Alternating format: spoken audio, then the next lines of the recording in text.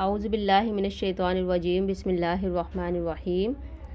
ہم سورہ بقرہ کا مطالعہ کر رہے ہیں تفہیم القرآن سے۔ 14 رکوع ہمارے کمپلیٹ ہو چکے ہیں۔ آج ہم کنٹینیو کریں گے 15 رکوع اور آیت نمبر ہے 122۔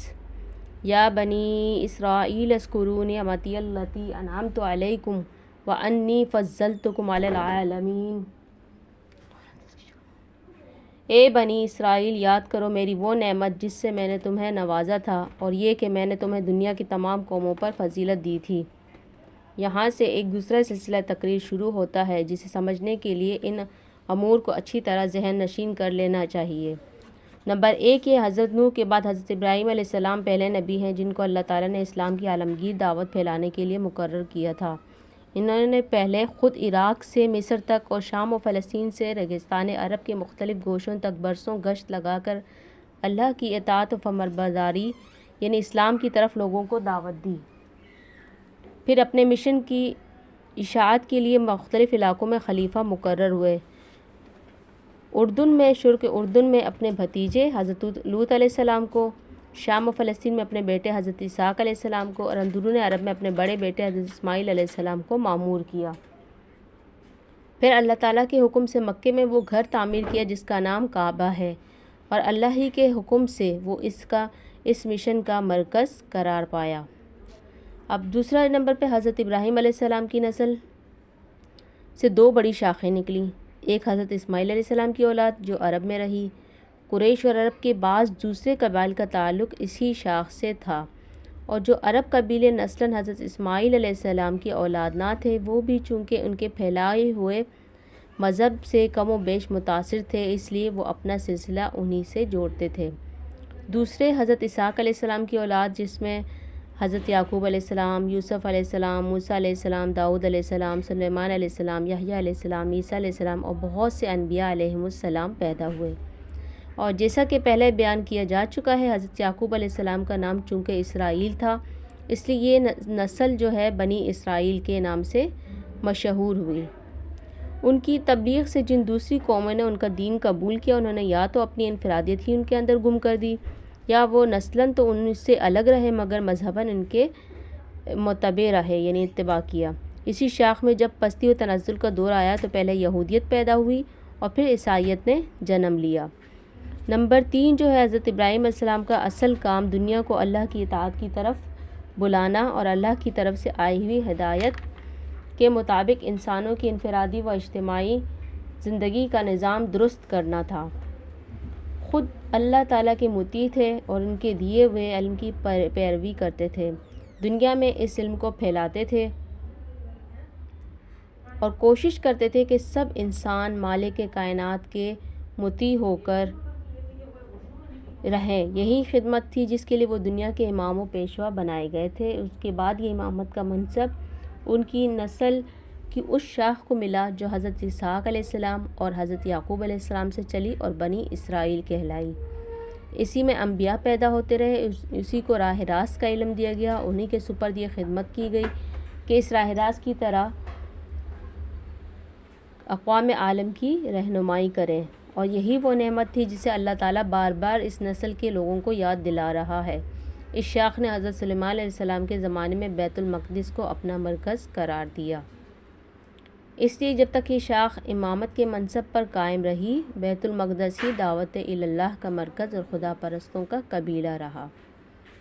اب پچھلے ہم نے 10 رکوعوں میں اللہ تعالیٰ نے بنی اسرائیل کو خطاب کر کے ان کی تاریخی فرد قرارداد جرم اور ان کی موجودہ حالت جو نزول قرآن کے وقت تھی بے کم و کاست پیش کر دی، اور ان کو بتا دیا ہے کہ تم ہماری اس نعمت کی انتہائی ناقدری کر چکے ہو جو ہم نے تمہیں دی تھی۔ تم نے صرف یہی نہیں کیا کہ منصب امامت کا حق ادا کرنا چھوڑ دیا، بلکہ خود بھی حق اور راستی سے پھر گئے، اور اب ایک نہایت قلیل عنصر صالح کے سوا تمہاری پوری امت میں کوئی صلاحیت باقی نہیں رہی ہے۔ اس کے بعد اب انہیں بتایا جا رہا ہے کہ امامت ابراہیم علیہ السلام کے نطفے کی میراث نہیں ہے، بلکہ یہ سچی اطاعت و فرمانبرداری کا پھل ہے جس میں ہمارے اس بندے نے اپنی ہستی کو گم کر دیا تھا، جس کے مستحق صرف وہ لوگ ہیں جو ابراہیم علیہ السلام کے طریقے پر خود چلیں اور دنیا کو اس طریقے پر چلانے کی خدمت انجام دیں۔ چونکہ تم اس طریقے سے ہٹ گئے ہو، اس خدمت کی اہلیت پوری طرح کھو چکے ہو، لہٰذا تمہیں امامت کے منصب سے معزول کیا جاتا ہے۔ یعنی اس میں رکوع میں یہ بھی بتایا گیا ہے کہ امامت جو ہے وہ ضروری نہیں ہے نسل در نسل چلے، اس پہ صرف اہلیت اور قابلیت کی بنا پر امامت دی جاتی ہے۔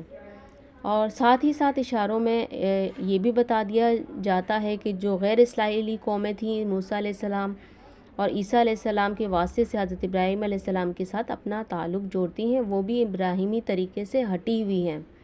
نیز مشرکین عرب بھی جو ابراہیم اور اسماعیل علیہ السلام سے اپنے تعلق پر فخر کرتے ہیں، محض نسل و نسب کے فخر کو لیے بیٹھے ہیں، ورنہ ابراہیم علیہ السلام و اسماعیل علیہ السلام کے طریقے سے اب ان کا دور کا واسطہ بھی نہیں رہا ہے، لہٰذا ان میں سے کوئی بھی امامت کا مستحق نہیں ہے۔ پھر یہ بھی بات ارشاد ہوتی ہے کہ اب ہم نے ابراہیم علیہ السلام کی دوسری شاخ بنی اسماعیل میں وہ رسول صلی اللہ علیہ وسلم پیدا کیا ہے جس کے لیے ابراہیم علیہ السلام اور اسماعیل علیہ السلام نے دعا کی تھی۔ اس کا طریقہ وہی ہے جو ابراہیم علیہ السلام، اسماعیل علیہ السلام، اسحاق علیہ السلام، یعقوب علیہ السلام اور دوسرے تمام انبیاء کا تھا۔ وہ اور اس کے پیروکار تمام ان پیغمبروں کی تصدیق کرتے ہیں جو دنیا میں خدا کی طرف سے آئے ہیں اور اسی راستے کی طرف دنیا والوں کو بلاتے ہیں جس کی طرف تمام انبیاء دعوت دیتے چلے آئے ہیں۔ لہٰذا اب امامت کے مستحق صرف وہ لوگ ہیں جو اس رسول کی پیروی کریں۔ اب تبدیل امامت کا اعلان ہونے کے ساتھ ہی قدرتی طور پر تحویل قبلہ کا اعلان بھی ہونا ضروری تھا۔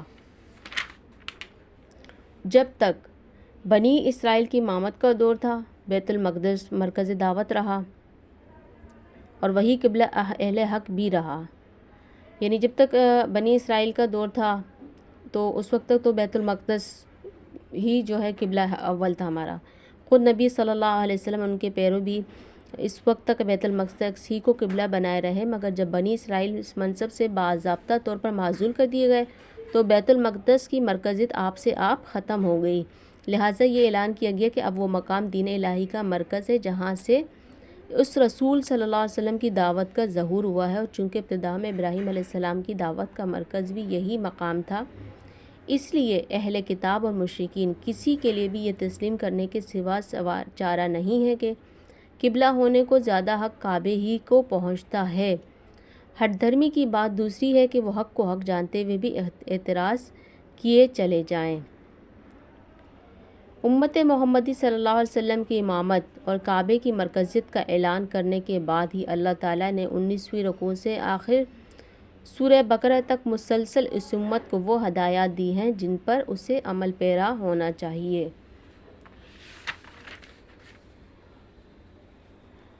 واتقوا یوما لا تجزی نفس عن نفس شیئا ولا يقبل منها عدل ولا تنفعها شفاعة ولا هم ينصرون۔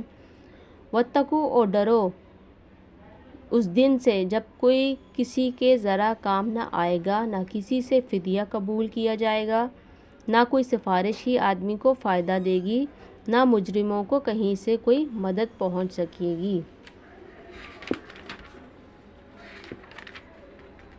وَإِذِ ابْتَلَىٰ إِبْرَاهِيمَ رَبُّهُ بِكَلِمَاتٍ فَأَتَمَّهُنَّ قَالَ إِنِّي جَاعِلُكَ لِلنَّاسِ إِمَامًا قَالَ وَمِنْ ذُرِّيَّتِي قَالَ لَا يَنَالُ عَهْدِ الظَّالِمِينَ۔ یاد کرو کہ جب ابراہیم علیہ السلام کو اس کے رب نے چند باتوں میں آزمایا اور وہ ان سب میں پورا اتر گیا تو اس نے کہا میں تجھے سب لوگوں کا پیشوا بنانے والا ہوں۔ ابراہیم علیہ السلام نے عرض کیا اور کیا میری اولاد سے بھی یہی وعدہ ہے؟ اس نے جواب دیا میرا وعدہ ظالموں سے متعلق نہیں ہے۔ یعنی یہاں پہ ابراہیم علیہ السلام سے جو آزمائشیں لی گئیں اور ابراہیم علیہ السلام ان آزمائشوں پر پورے اترے، اس کے بعد جو ہے اللہ تعالیٰ نے فرمایا کہ میں تمہیں اپنی امت جو ہے اپنے بندوں کا امام بنانے والا ہوں۔ تو ابراہیم علیہ السلام نے دریافت فرمایا کہ کیا یہ وعدہ میری اولاد کے لیے بھی ہے، میری نسلوں کے لیے بھی ہے؟ تو یہاں پہ ہمیں بہت واضح بات ملتی ہے کہ صرف یہ وعدہ ان لوگوں کے لیے ہیں جو کہ اللہ کی بتائی ہوئی باتوں پر پورا اتریں گے۔ قرآن میں مختلف مقامات پر ان تمام سخت آزمائشوں کی تفصیل بیان ہوئی ہے جن سے گزر کر حضرت ابراہیم علیہ السلام نے اپنے آپ کو اس بات کا اہل ثابت کیا تھا کہ انہیں بنی نوح انسان کا امام و رہنما بنایا جائے۔ جس وقت سے حق ان پر منکشف ہوا اس وقت سے لے کر مرتے دم تک ان کی پوری زندگی سراسر قربانی ہی قربانی تھی۔ دنیا میں جتنی چیزیں ایسی ہیں جن انسان محبت کرتا ہے ان میں سے کوئی چیز ایسی نہ تھی جس کو حضرت ابراہیم علیہ السلام نے حق کی خاطر قربان نہ کیا ہو، اور دنیا میں جتنے خطرات ایسے ہیں جس سے آدمی ڈرتا ہو ان میں سے کوئی خطرہ ایسا نہ تھا جس سے انہوں نے حق کی راہ میں جھیلا نہ ہو۔ یہ وعدے کا ذکر کیا ہے کہ حضرت ابراہیم علیہ السلام نے جب دریافت فرمایا کہ یہ وعدہ جو ہے میری اولاد سے بھی ہے، متعلق بھی ہے، تو یہاں پہ اس لیے کہا گیا کہ یہ وعدہ تمہاری اولاد کے صرف اس حصے سے تعلق رکھتا ہے جو صالح ہوں، نیک ہوں، ان میں سے جو ظالم ہوں گے ان کے لیے یہ وعدہ نہیں ہے۔ اس سے یہ بات خود ظاہر ہوتی ہے کہ گمراہ یہودی مشرک بنی اسماعیل اس وعدے کے مصداق نہیں ہیں۔ وَإِذْ جَعَلْنَا الْبَيْتَ مَثَابَةً لِلنَّاسِ وَأَمْنًا وَاتَّخِذُوا مِن مَّقَامِ إِبْرَاهِيمَ مُصَلًّى وَعَهِدْنَا إِلَىٰ إِبْرَاهِيمَ وَإِسْمَاعِيلَ أَن طَهِّرَ بَيْتِيَ لِلطَّائِفِينَ وَالْعَاكِفِينَ وَالرُّكَّعِ السُّجُودِ، اور یہ کہ ہم نے اس گھر کعبے کو لوگوں کے لیے مرکز اور امن کی جگہ قرار دیا تھا، اور لوگوں کو حکم دیا تھا کہ ابراہیم علیہ السلام جہاں عبادت کے لیے کھڑا ہوتا ہے اس مقام کو مستقل جائے نماز بنا لو۔ ابراہیم علیہ السلام اور اسماعیل علیہ السلام کو تاکید کی تھی کہ میرے اس گھر کو طواف اور اعتکاف اور رکوع اور سجدہ کرنے والوں کے لیے پاک رکھو۔ پاک رکھنے سے مراد صرف یہ نہیں ہے کہ کوڑے کرکٹ یا اس سے پاک رکھا جائے۔ خدا کے گھر کی اصل پاکی یہ کہ اس میں خدا کے سوا کسی کا نام بلند نہ ہو۔ جس نے خانہ خدا میں خدا کے سوا، اللہ کے سوا کسی دوسرے کو مالک، معبود یا حاجت روا یا فریاد رس کی حیثیت سے پکارا تو اس نے حقیقت میں اسے گندہ کر دیا۔ یہاں پہ یہ آیت جو ہے ایک نہایت بہت ہی ہلکی لائٹر وے میں مشرکین قریش کے جرم کی طرف اشارہ کر رہی ہے کہ یہ ظالم لوگ حضرت ابراہیم علیہ السلام اور اسماعیل علیہ السلام کے وارث ہونے پر فخر تو کرتے ہیں مگر وراثت کا حق ادا کرنے کے بجائے الٹا اس حق کو پامال کر رہے ہیں۔ لہٰذا جو وعدہ ابراہیم علیہ السلام سے کیا گیا تھا اس سے جس طرح بنی اسرائیل کو مستثنیٰ قرار دیا گیا ہے اس طرح سے مشرک بنی اسماعیل بھی اس سے مستثنیٰ ہیں۔ وَإِذْ قَالَ إِبْرَاهِيمُ رَبِّ اجْعَلْ هَٰذَا بَلَدًا آمِنًا وَارْزُقْ أَهْلَهُ مِنَ الثَّمَرَاتِ مَنْ آمَنَ مِنْهُم بِاللَّهِ وَالْيَوْمِ الْآخِرِ قَالَ وَمَنْ كَفَرَ فَأُمَتِّعُهُ قَلِيلًا ثُمَّ اضْطَرُّهُ إِلَىٰ عَذَابِ النَّارِ وَبِئْسَ الْمَصِيرُ۔ اور یہ کہ ابراہیم علیہ السلام نے دعا کی، اے میرے رب اس شہر کو امن کا شہر بنا دے اور اس کے باشندوں میں سے جو اللہ اور آخرت کو مانے انہیں ہر قسم کے پھلوں کا رزق دے۔ جواب میں اس کے رب نے فرمایا، اور جو نہ مانے گا دنیا کی چند روزہ زندگی کا سامان تو میں اسے بھی دوں گا مگر آخر کار اسے عذاب جہنم کی طرف گھسیٹوں گا، وہ بدترین ٹھکانہ ہے۔ یہاں پہ حضرت ابراہیم علیہ السلام نے جب منصب امامت کے متعلق پوچھا تھا تو ارشاد ہوا تھا کہ اس منصب کا وعدہ تمہاری اولاد کے صرف مومن و صالح لوگوں کے لیے، ظالم اس سے مستثنیٰ ہیں، یہ ایکسیپشن ہے۔ اس میں صرف اور صرف وہ لوگ ان لوگوں کے لیے وعدہ ہے جو صرف مومن اور صالح لوگ ہیں۔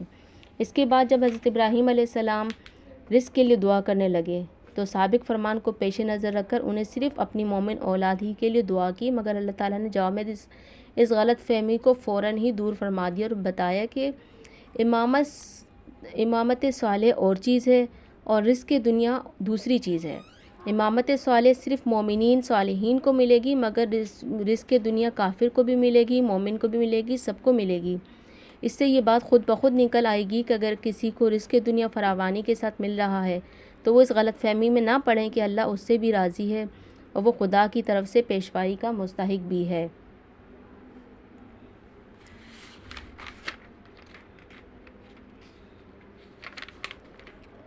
وَإِذْ يَرْفَعُ إِبْرَاهِيمُ الْقَوَاعِدَ مِنَ الْبَيْتِ وَإِسْمَاعِيلُ رَبَّنَا تَقَبَّلْ مِنَّا إِنَّكَ أَنْتَ السَّمِيعُ الْعَلِيمُ۔